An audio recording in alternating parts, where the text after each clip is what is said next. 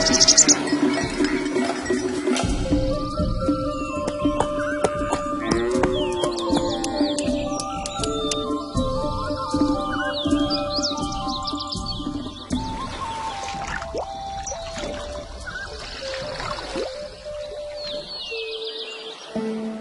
day, in the country of Sumer, part of the ancient land of Mesopotamia, students were hard at work at homes all across the famous city-state of Nippur. Their teacher had asked them to write a journal about their lives and their country. Nisaba, one of those students, chose to tell how writing developed in her homeland.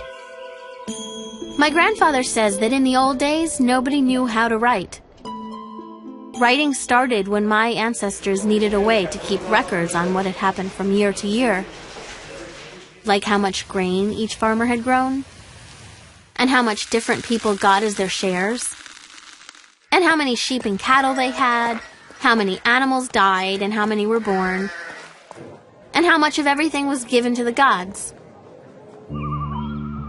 We started out by drawing little pictures that represented words. Like this picture, it represented a star. Well, over time, people started writing faster, and the picture of the star changed to this, and eventually this. Now, our writing looks more like symbols than pictures. We combine the symbols to make words and names. See, here's how you write Udu's name. Udu is my pet sheep, by the way. Our style of writing is called Cuneiform. That means wedge-shaped. All the symbols are made up of little wedge marks. That's because we use a tool called a stylus to write. We cut them from reeds that grow along the river. We'll never run out of those. We write on clay tablets. There's plenty of clay around, too. All we have to do is pat some clay into a pancake, then cut a stylus, press the end of the stylus into the wet clay, and start writing. When we're finished, we put the tablet in the sun to dry and harden. Then the tablets last forever. Well, almost. Writing helped make our civilization powerful. Because we could keep records, we could make plans for the future. That's what my dad does. He works for the king. His job is to tell the farmers which fields to plant and which crops to grow and how much. So we're always sure that we'll have enough food for all of our people. And enough for the gods, too.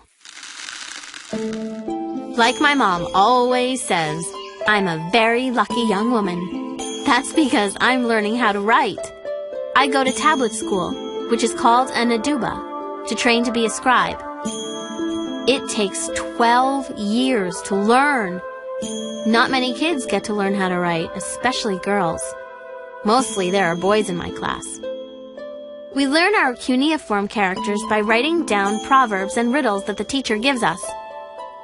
Scribes, we call them dubsar, keep records of just about everything important that happens in Sumer, like how much tax everyone paid, when the traders leave and what they take with them, what the gods tell us to do, and on what day and what offerings we make to them.